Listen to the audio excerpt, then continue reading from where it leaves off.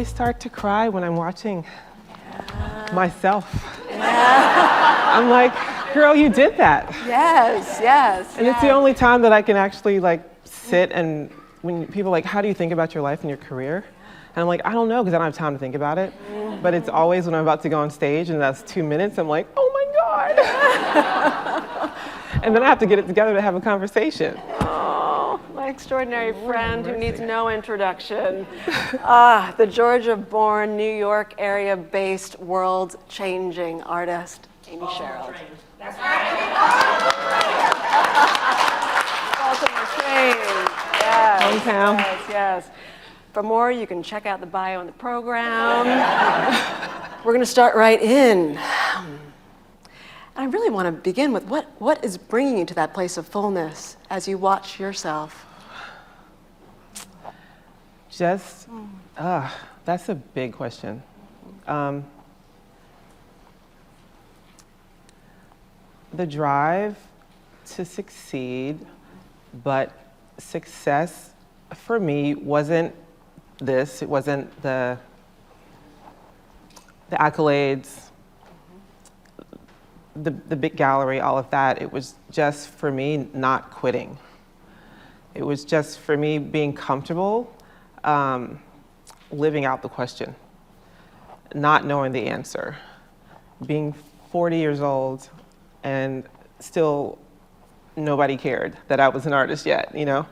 So I think for me, it's not quitting, because I knew that the world is full of quitters. And if I didn't quit, I would eventually rise to the top. Right.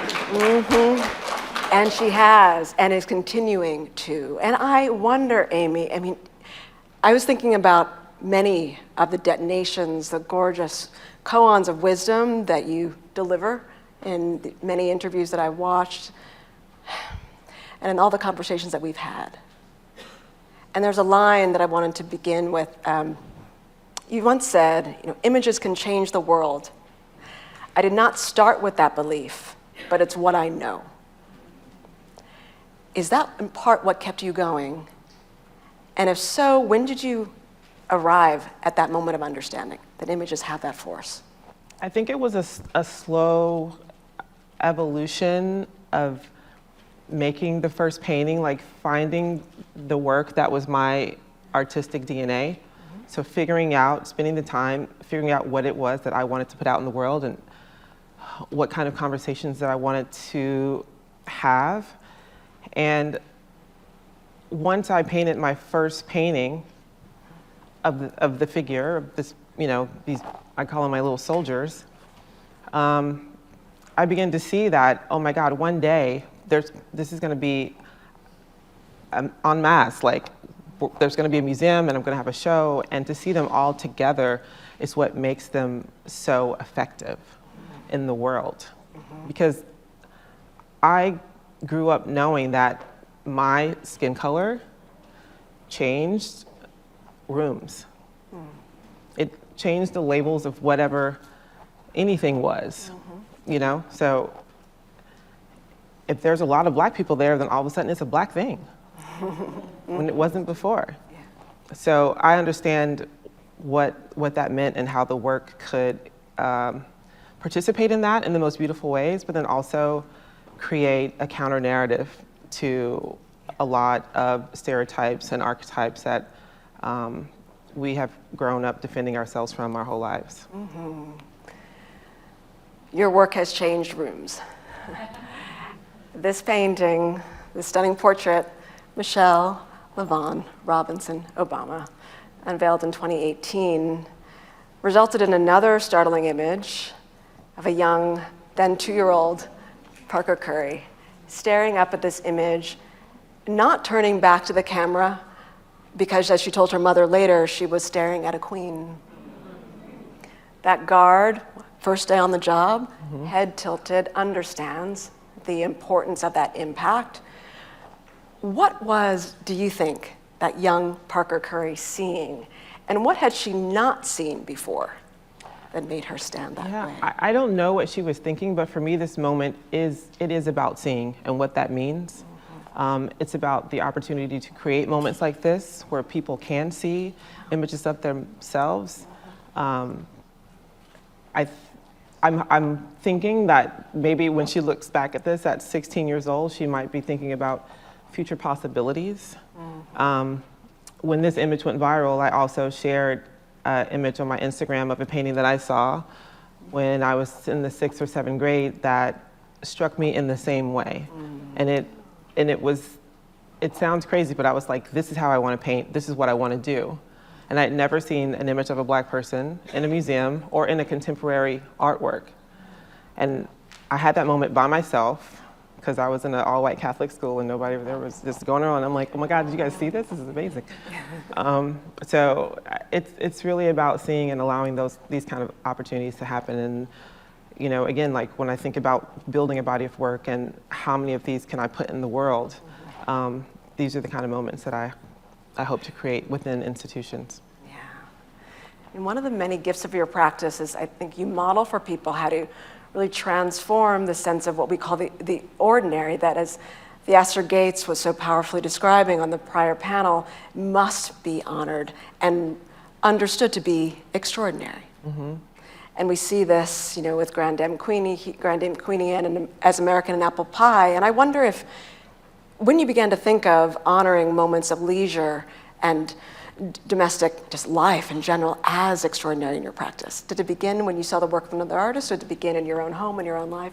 Can you take us through that? I think a little bit of both. Every day is great, right? And every day deserves to be honored.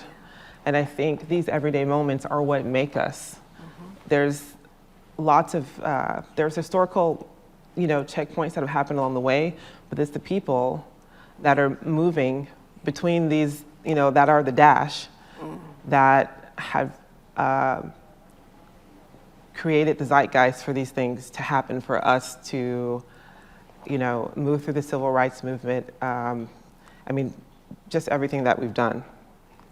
Yeah. In the writing on works like this, many scholars talk about your work as an act of resistance, that creating images like this are acts of, do you see them that way? I don't see myself as painting against something. I see myself as painting towards something. Yes, exactly.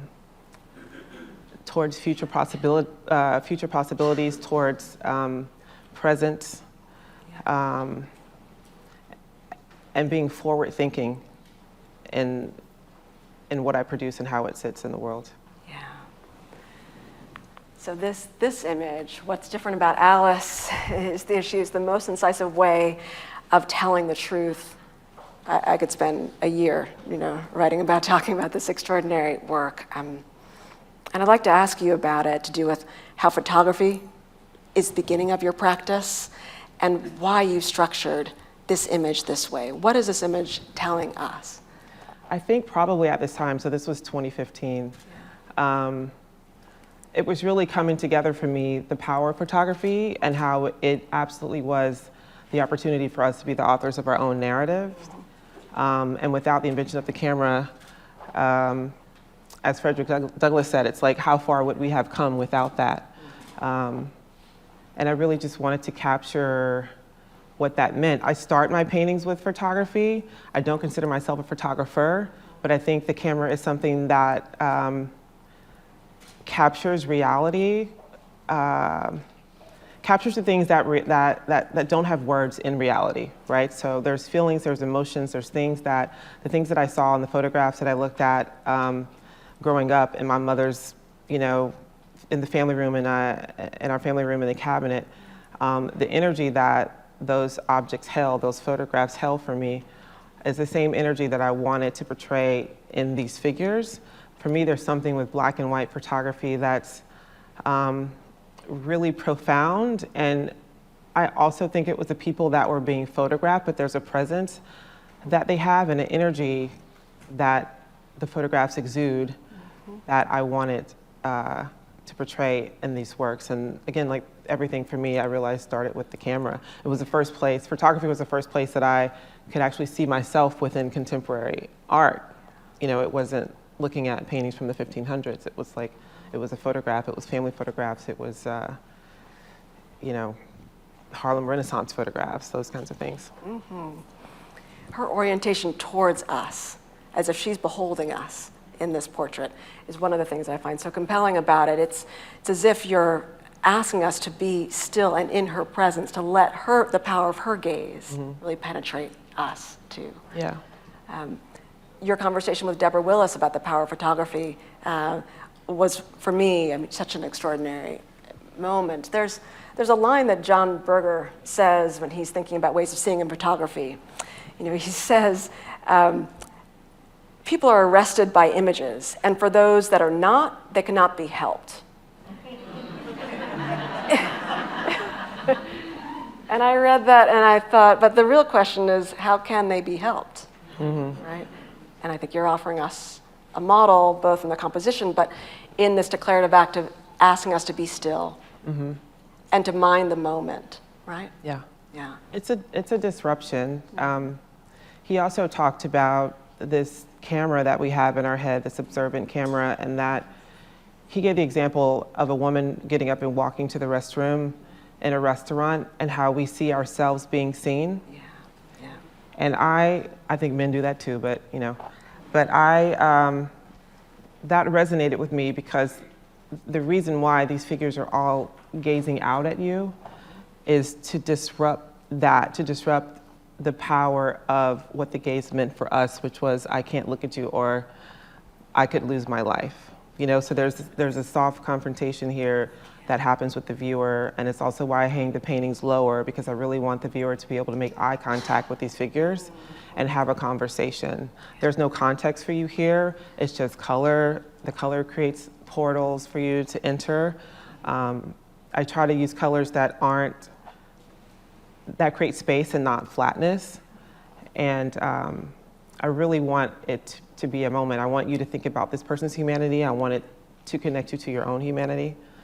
Yeah. I think really the gaze is the battleground of American racial politics. You know, the slavery dehumanized the gaze, slavery criminalized the gaze, and this is what Frederick Douglass understood when he was crafting his speech about the power of pictures, because he didn't reference one photographer, he didn't say Matthew Brady, he was speaking about the ability to regard yourself, right, as you want to be seen, to be beheld by the camera, and you're so in the headwaters of this idea. It's just, it's stunning. I think, you know, there are many ways to consider how it is that we hold space.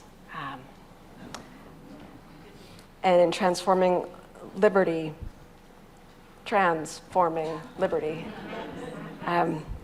you've offered us an image that does what you so eloquently put is a way to exemplify how we stand in defiance of erasure.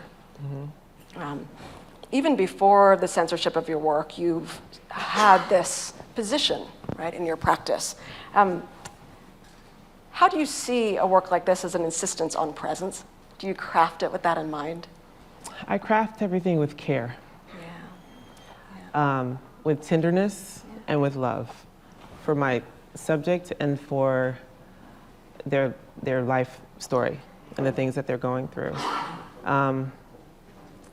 I had no idea, obviously, when I made this painting that it would live in the world the way that it has since the censorship, but wait, what was the question again? What's in your mind when you craft this work? Are you seeing it as an insistence on presence and defiance of erasure? I mean, honestly, I just want everyone that I know, every kind of person, to be able to go somewhere and see themselves represented.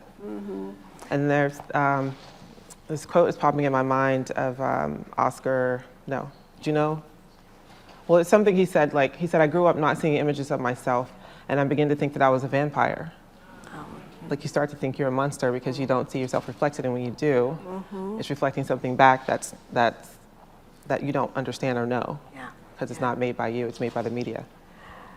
You know, so many of the conversations that Amy and I have, they revolve around, I think, where you're going, which is, you know, how do you honor spirit, right? How do you really care for spirit?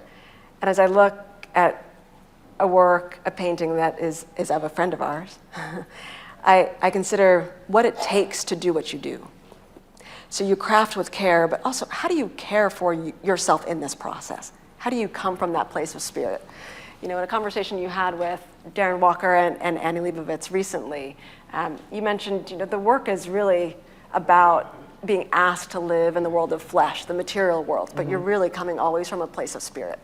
What do you mean by that? And how does that live in your work? It lives in my work because, or how it lives in my work is that, I grew up in a very religious family, and everything was biblical. So I still have that language in my head of what it meant to be of the flesh. And it wasn't positive because we were all sinners. But there's something about having to always be in the act of resistance that keeps you in your flesh. And you have to learn how to live that dichotomy of evolution, because if you're constantly in a reactionary place, if blackness is nothing but a verb of action, then what is the rest of me?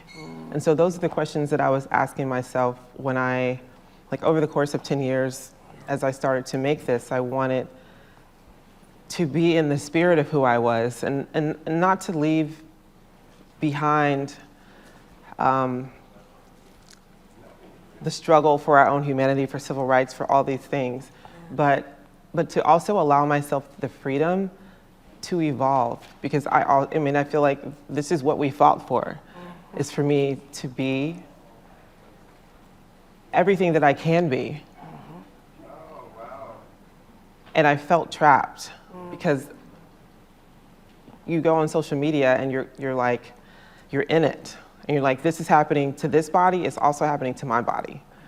And so how to balance that? And so I think even the figures being painted in grisaille is a way to lead you there, to take you out of what you are so accustomed to looking at and interpreting, and to maybe allow you to enter it differently from a different perspective with a different vantage point.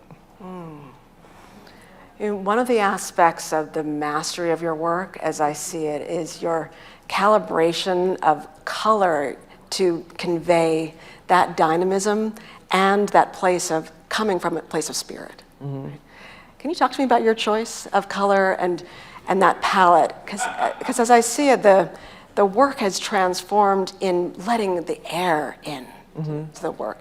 Is that conscious? Am I reading into this too much? You tell me. No, it's conscious. What most people don't know was that I was pre-med in college, and so I didn't change my major until I was a junior. So I've never really had any formal training. So even though when you think about a self-taught artist, you usually don't think about like a figurative painter that paints really tightly. But I consider myself self-taught, right? So everything for me is intuition. How I communicate through color is intuition, and which by the way of spirit. Yes. So it's something that just comes naturally, and it's also just, for me, it's just fun to create colors that I think kind of don't exist, or to take a pink and make it into, I added orange to this pink, and I felt like it transitioned it to something else besides this average kind of blue, a bluish pink or a grayish pink. But everything for me, my practice is based on my intuition. What's mentioned that you love beauty, but you know that beauty is a bad word.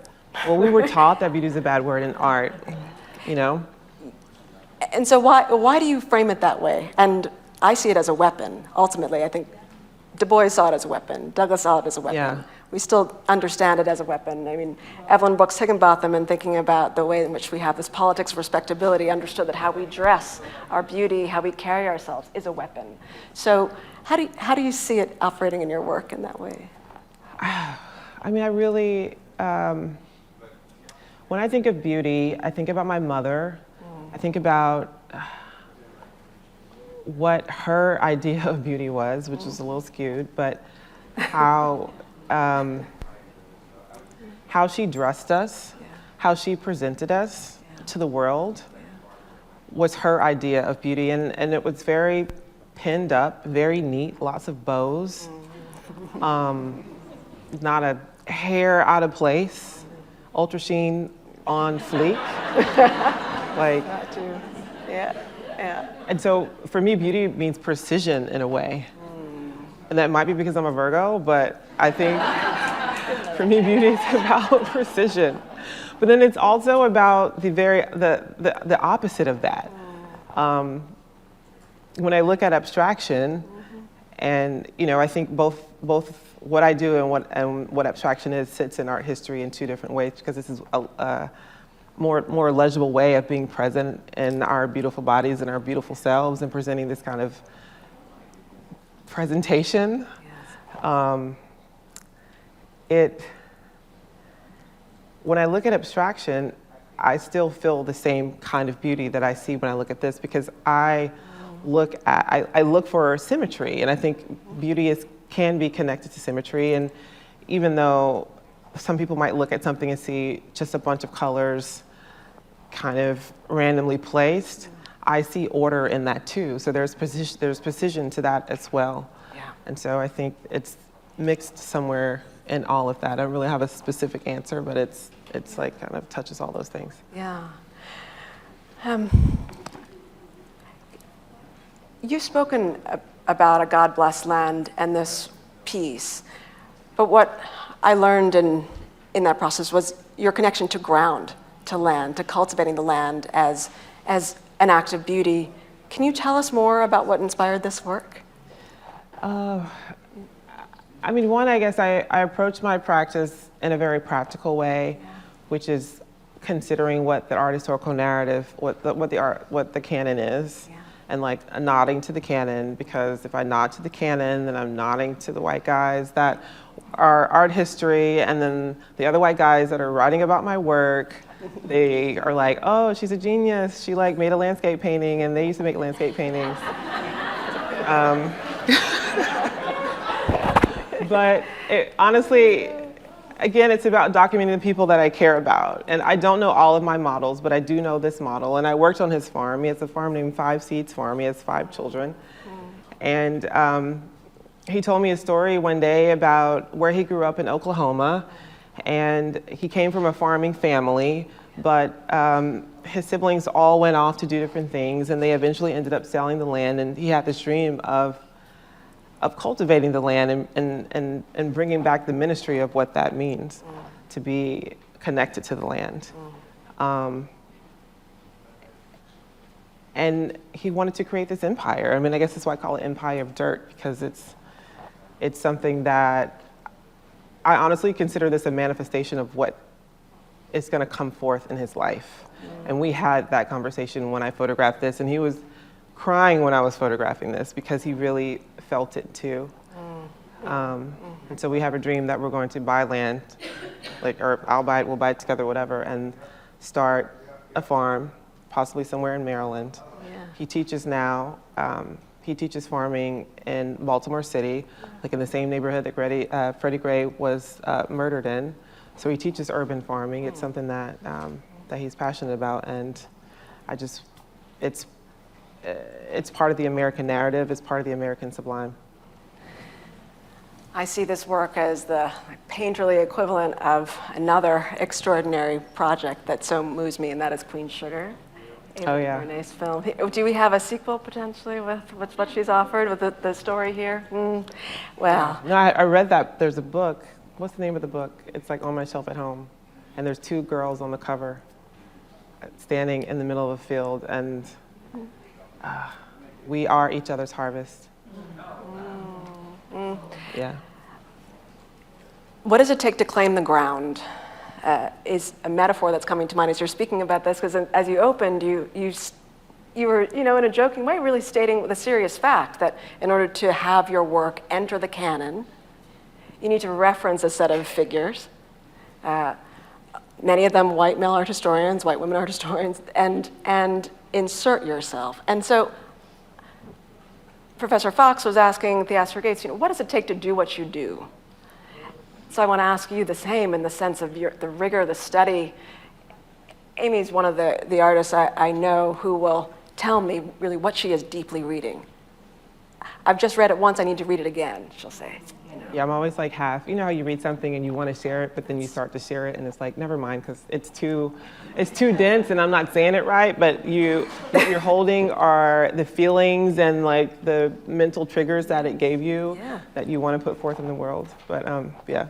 Yeah, but not everyone comes to you and says, I haven't read the book a second time, and when I do, I'll get back to you. So no, not everyone. So what does it take to do what you do? Are there processes that you want to share that allow you to create this foundation? Oh, I think it's lots of dreaming. Yes. I think it's being comfortable with living in uncertainty. I think it's about being comfortable being a risk taker. I think it's about also not being afraid to pour your whole life into something that's not empirical. I could have done this and never have walked on this stage, you know, and still would have continued to do it because I feel like it's what I was born to do. I'm kind of a one-trick pony. And this is, you know, since second grade, this is how I have seen my life with that much focus. As Rainer Maria Rilke says, I have to live my way into the answers.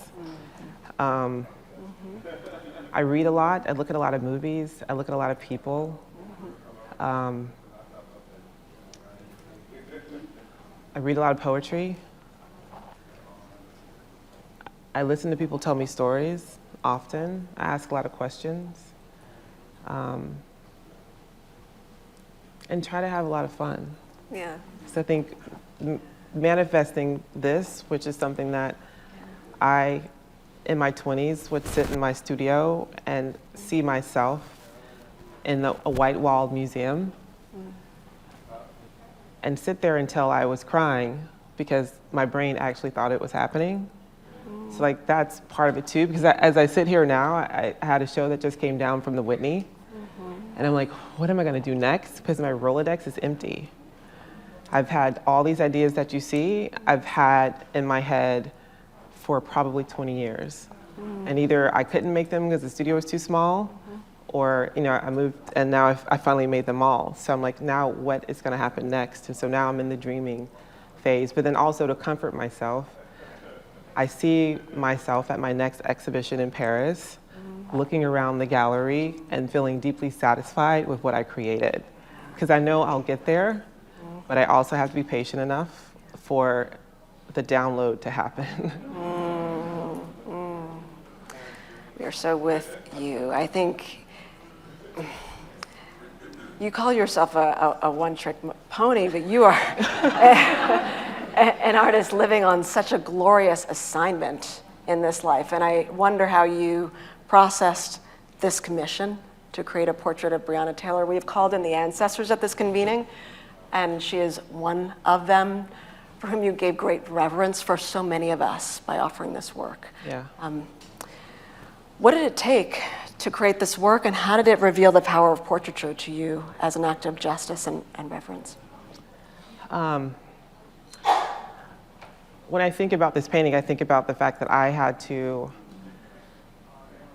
slow down because the art world is fast.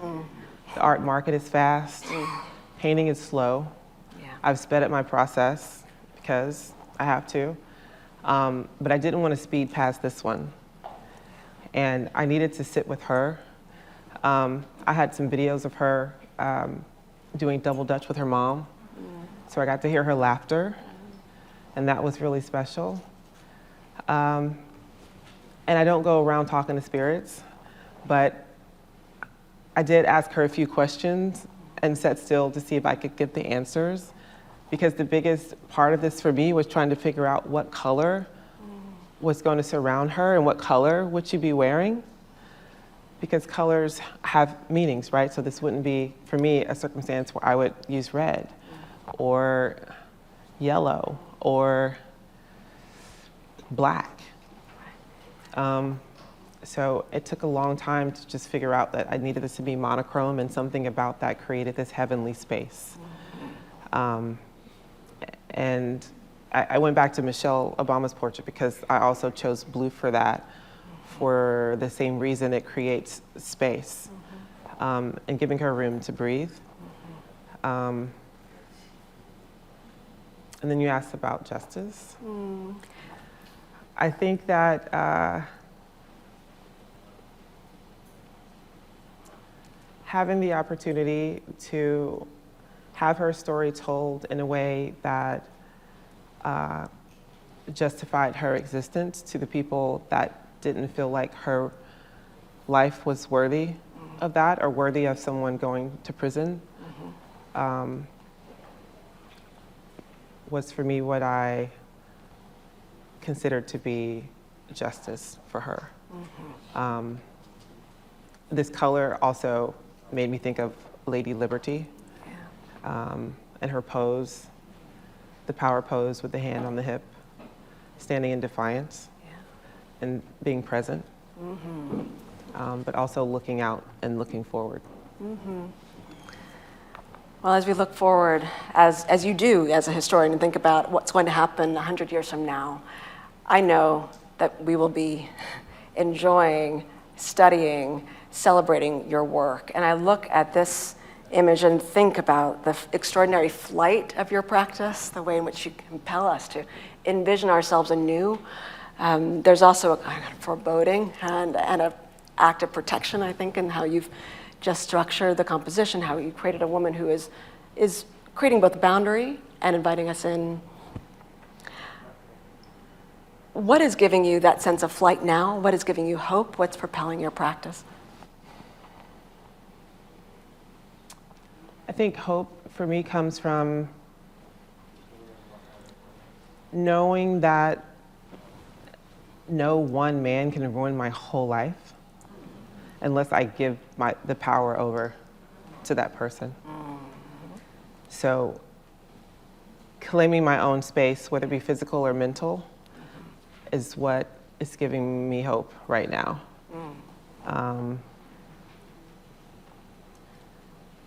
Painting also gives me hope because it's really about possibilities and imagination, and I think as long as we have the freedom to see art, to make art, I think we're going to be okay. It's the one instrument that can hold memory and truth so well, and it's one way that we can fight back without words, without shouting, with just presence. And one image speaks 1,000 words. One sculpture speaks 1,000 words. I'm thinking about Carol Walker's sculpture now, of the general. But yeah. To be able to salute the iconic body of work you've already created, to honor your work at the Whitney Museum of American Art, to have transformed the nation in your presentation of our forever First Lady, and to now hear you say that you don't know what's going to come next, that there's a sense of the unfinished, I think gives me hope, propels us in our own thinking about our ongoing capacity to reach new heights.